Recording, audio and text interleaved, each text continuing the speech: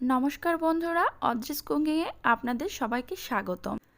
আজ আমি নিয়ে হাজির হলাম মজাদার একটি রেসিপি, সাবুদানার পায়েস, যা মুখে লেগে থাকবে সারা জীবন। প্রথমে 1.5 লিটার দুধ ঘন করে জাল দিয়ে 1 লিটার করে নেব। এরপর এর মধ্যে দিয়ে দেব তেজপাতা ও সাদা এলাচ।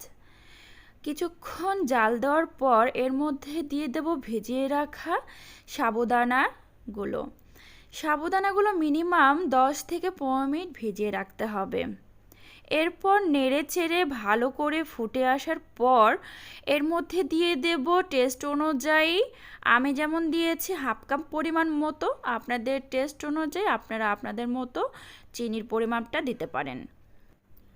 এরপর তা আরেকটু নেড়ে চেড়ে এর মধ্যে দিয়ে দেব 1 কাপ পরিমাণ গুঁড়ো দুধের মধ্যে সামান্য পরিমাণে জল মিক্সড করে আমি দিয়ে দিচ্ছি।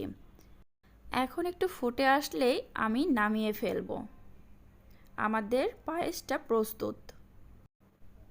পায়েসটা আমি নামিয়ে নিয়েছি।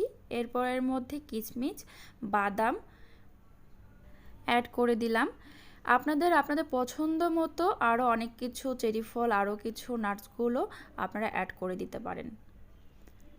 এভাবে করে দেখলে অনেকটাই মজার একটা রেসিপি হয়ে যায়, যা মুখে লেগে রাখার মতো। প্রস্তুত আমার সাবুদানার পায়েস। তো বন্ধুরা, প্লিজ সাবস্ক্রাইব মাই চ্যানেল। ধন্যবাদ।